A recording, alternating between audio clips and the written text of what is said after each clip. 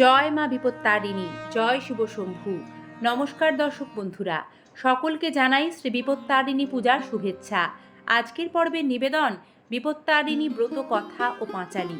প্রথমে আমরা ব্রত কথা পাঠ করব, তারপর পাঁচালী। শ্রী বিপত্তারিণী ব্রতের ব্রত কথাটি এইরূপ। পুরাকালে নারদ ঋষি বেড়াতে বেড়াতে একদিন কৈলাসে গিয়ে উপস্থিত হলেন। সেখানে তিনি শিব ও দুর্গাকে প্রণাম করে জিজ্ঞাসা করলেন, প্রভু, আপনি তো মঙ্গলময় আর সব রকম মঙ্গলের কারণ। এখন বলুন তো, কোন ব্রত পালন করলে মানুষ সব রকম বিপদ থেকে মুক্তি পেতে পারে? নারদ মুনির কথা শুনে মহাদেব বললেন, যে স্ত্রীলোক বিপত্তারিণী ব্রত করে সে সব রকম বিপদ থেকেই উদ্ধার পায়। নারদ আরও জিজ্ঞাসা করলেন, পূর্বে এই ব্রত কে করেছিলেন, তার নিয়ম কি এবং ফল কি, অনুগ্রহ করে আমাকে বলুন। নারদ মুনির এই কথা শুনে মহাদেব বললেন, পুরাকালে বিদর্ভ রাজ্যে এক সত্যনিষ্ঠ রাজা ছিলেন। তার স্ত্রীও ছিলেন নানা গুণে সম্পন্ন। ঘটনাচক্রে একদিন এক চামারের বউয়ের সঙ্গে রানীর পরিচয় হলো। লুকিয়ে লুকিয়ে তারা অনেক জিনিসপত্র দেওয়া নেওয়াও করতে লাগলো। একদিন দুজনের নানা কথাবার্তা বলার মাঝখানে রানী চামারিনীকে বললেন তিনি কখনো গোমাংস দেখেননি, এবং আরও বললেন চামারিনীকে একটু গোমাংস লুকিয়ে এনে দেওয়ার জন্য।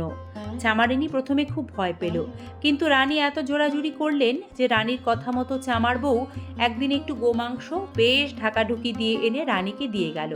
রানীও সেটা নিজের ঘরে লুকিয়ে রাখলো। ক্রমে কথাটা রাজার কানে গিয়ে উঠল এবং রাজা খুবই রেগে গেল। পরক্ষণেই তিনি অন্তঃপুরে গিয়ে রানীকে বললেন, তোমার ঘরে তুমি কি লুকিয়ে রেখেছো? শিগগিরই আমাকে দেখাও, তা না হলে তোমার গর্দান যাবে। রাজার রাগ দেখে রানীর খুব ভয় হলো। কাঁপতে কাঁপতে রানী বললেন, আমার ঘরে নানা রকম ফলমূল আছে। রাজাকে এই কথা বলার পর রানী ঘরে ঢুকে মনে মনে মা দুর্গাকে খুব ডাকতে লাগলেন। রানী মনে মনে বললেন, মা বিপত্তারিণী, আমি আজ খুব বিপদে পড়েছি, আমাকে আশ্রয় দাও মা, এ বিপদ থেকে উদ্ধার করো। আমি সারা জীবন তোমার ব্রত পালন করব। রানীর প্রার্থনায় দেবী সন্তুষ্ট হয়ে অভয় দিয়ে বললেন, তোমার স্তবে আমি সন্তুষ্ট হয়েছি। তোমার ঘরে যা ছিল সেটা এখন ফলমূল হয়ে গেছে। তুমি এখন সেগুলো রাজাকে গিয়ে দেখাও, রাজা খুব সন্তুষ্ট হবেন। মা দুর্গার কথা মতো রানী ঘরে গিয়ে দেখলেন যে চুপড়িতে গোমাংসের বদলে রয়েছে এক রাশ পুজোর জন্য ফল ও ফুল। রানী তখন সব এনে রাজাকে গিয়ে দেখালেন, আর রাজাও খুব সন্তুষ্ট হলেন। ক্রমেই রানী ওই ব্রত করতে লাগলেন এবং সুখ লাভ করে দেহত্যাগের পর স্বর্গে চলে গেলেন। এই ব্রত করলে সংসারে বিপদ আপদ থাকে না। মা বিপত্তারিণী তাকে সকল বিপদ থেকে উদ্ধার করেন। এবার শ্রবণ করুন শ্রী বিপত্তারিণী পাঁচালী। একদিন গঙ্গা স্নান করিবারে তরে দেবর্ষি গমন করেন জাহ্নবীর নীরে। তথায় তীরেতে বসি দেব কন্যাগণ জিজ্ঞাসিলে ঋষিবরে করিয়া দর্শন। বিল্লপত্র ধান্য দুর্বা পুষ্প রাশি রাশি কোথা হতে আসি দেব যাইতেছে ভাসি। প্রতিদিন হেথা মোরা স্নান করি যাই কোনোদিন এই রূপ দেখিতে না পাই। ত্রিকালজ্ঞ হও তুমি ওহে ঋষিবর তুষ্ট কর দিয়া তুমি প্রশ্নের উত্তর। নারদ বলেন সবে শুনো মন দিয়া বলিতেছি সব আমি বিস্তার করিয়া। সৃষ্টি স্থিতি লয় হয় কটাক্ষেতে যাঁর তাহার স্বরূপ বর্ণনে শক্তি আছে কার। অনন্ত স্বরূপ তার অনন্ত মহিমা কে পাইবে বল তার মহিমার সীমা। ভিন্ন ভিন্ন রূপ ভিন্ন পূজার বিধান ভিন্ন ভিন্ন রূপ দিয়া করে ভক্তে ত্রাণ। দুই তিন লীলা তার করিব বর্ণন মন দিয়া সবে তাহা করহ শ্রবণ। দুর্গারূপে যেইভাবে সুরথ রাজায় রক্ষা দেবী করে এবে বর্ণে আমি তাই। পরম ধার্মিক রাজা সুরথ রাজন চন্দ্রবংশে জন্ম তিনি করেন ধারণ। শত্রুগণ তার রাজ্য করিল হরণ গোপনে করেন তিনি অরণ্যে গমন। তথায় বেধসমুনি তারে মন্ত্র দিল দুর্গারূপ ধ্যান করি দেবীকে তুষিল। তুষ্ট হয়ে নৃপতিকে দিলা দেবী বর বর পেয়ে রাজা অতি প্রফুল্ল অন্তর। নিজ শত্রুগণে করি সমূলে সংহার নষ্ট রাজ্য পাইলেন তিনি পুনর্বার। মঙ্গলচণ্ডিকার রূপ করিয়া ধারণ যে লীলা করিলা দেবী শুনহ এখন। সদাগর ছিল এক নাম ধনপতি লহনা খুলল না তার দুইটি যুবতী। খুল্লনার প্রতি স্বামী ছিল প্রতিকূল স্বামীর ভয়েতে ধনী সর্বদা ব্যাকুল। মঙ্গলচণ্ডিকা দেবী করি আরাধন স্বামীকে আপন বশে করে আনয়ন। তৎপর বাণিজ্যে যাত্রা করে সদাগর খুল্লনাকে বলে তথা আসিতে সত্তর। দেবীর পূজায় ছিল খুল্লনা তখন, আসিতে পারিল না সে তরা সে কারণ। সদাগর যে তথা বিলম্ব দেখিয়া, ভাঙিল দেবীর ঘট ক্রোধে দণ্ড দিয়া। বাণিজ্যে যাইয়া কষ্ট বিস্তর পাইল, খুল্লনার পুণ্য ফলে প্রাণীতে বাঁচিল। হেথায় খুল্লনালয়ে ভাঙা ঘট শিরে, দেবীর নিকট ক্ষমা চাহে সকাতরে। বহু বর্ষ সদাগর আসিল না দেশ, খুল্লনা দেবীর পূজা করি সবিশেষ। শ্রীমন্ত বালক পুত্রে নৌকা আরোহণে, পাঠাইয়া দিল স্বীয় পিতৃ অন্বেষণে। সেও বহুতর কষ্ট বিদেশে পাইয়া, জননী পুণ্যে ফিরে পিতাকে পাইয়া। দেবীর চরিত্র অন্য করিব ব্যাখ্যান, শ্রবণ করহ তাহা সবে দিয়া কান।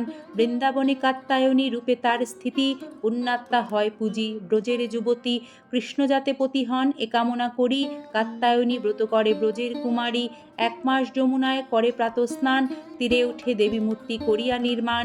অগরু চন্দনাদি সুগন্ধি সকল, বিবিধ প্রকার মিষ্ট নানাবিধ ফল। দেবীর পূজায় সব করিয়া অর্পণ, দেবীর ধ্যানে সবে হয় নিমগন। তারপর হবিষান্ন করিয়া সকলে, রাত্রিতে শয়ন করি থাকয়ে ভূতলে। এরূপ কঠিন ব্রত করে 1 মাস, তাহাতে সম্পূর্ণ হয় সকলের আশ। সবাকারে বর দিল শ্রীনন্দন, অচিরে সবার হবে বাসনা পূরণ। এইরূপ নানা স্থানে ধরি রূপ নানা, পূর্ণ করে মহাদেবী ভক্তের বাসনা। দেবর্ষি বলেন শুনো দেবকন্যাগণ, হইল দেবীর 3 লীলা বর্ণন। তাহার অনন্ত লীলা অনন্ত মহিমা, অনন্ত বলিয়া যার না পাইল সীমা। বিপদ তারিণী ব্রত হয় যে প্রকার, এখন বর্ণিব সেই লীলা চমৎকার। একদিন নানা স্থানে করিয়া ভ্রমণ, উপনীত হইলাম কৈলাস ভুবন। দেখিলাম হরগৌরী বসিয়া কাশন, নানাবিধ তত্ত্ব কথা করে আলাপন। হেনকালে পদ্মা আসি জিজ্ঞাসিল মায়, বলো দেবী কি কারণে সকলে তোমায় বিপদ তারিণী নামে অভিহিত করে। তোমাকে পূজিয়া কার দুঃখ গেল দূরে। পদ্মার মুখের প্রশ্ন শুনি ভগবতী, বলিতে লাগিল তবে শঙ্করের প্রতি। দেখো নাথ পদ্মা মোর দাসীর প্রধান, কৃপা করি প্রশ্নে করো উত্তর প্রদান। শ্রীমুখে করিল যাহা শঙ্কর বর্ণন, বলিতেছি তাহা সবে করহ শ্রবণ। আষাঢ়ের শুক্লপক্ষে দ্বিতীয়ার পরে, শনিবার মঙ্গলবার যেই দিন পরে, সেই দিন অতিশয় হয়ে সাবধান। যথাবিধি দেবী পূজা করো সমাধান। পূর্বদিনে হবিষান্ন করি যথারীতি, পরদিন শুদ্ধভাবে ব্রতে হবে ব্রতী। সফল পল্লব দিয়া ঘটের উপর, সংকল্প করিয়া ঘট স্থাপতার পর। বিবিধ নৈবেদ্য ফল বিবিধ প্রকার, তণ্ডুল নির্মিত রম্য পিষ্টকাদিয়ার। অখণ্ডিত গুয়া পান আর তাতে ধরি, প্রতিদ্রব্য সাজাইবে 13 করি। এইভাবে দ্রব্য সব করি আয়োজন, বিপত্তারিণী মায়ে করি নিবেদন। অনন্তর যত্নে বিপ্রে করায় ভোজন, উপবিত সহ করো দক্ষিণা অর্পণ। ভক্তিভাবে এই ব্রত করে যে রমণী, সদা রক্ষা করে তারে বিপদে তারিণী। পুত্রবতী হয়ে সে সুখে কাটে কাল, কখনো ভুগে না কোনো আপদ জঞ্জাল। ভক্তি মনে এ ব্রত যে করে পালন, তাহার বিপদে নাহি হয় কদাচন। ইহলোকে নানাবিধ সুখ ভোগ করি, অন্তিমে বিষ্ণু লোকে যায় রথে চড়ি। নমো সর্বমঙ্গল মঙ্গলে শিবে সর্বার্থ সাধিকে, শরণ্যে ত্র্যম্বকে গৌরী নারায়ণী নমস্তুতে। জয় মা বিপত্তারিণী।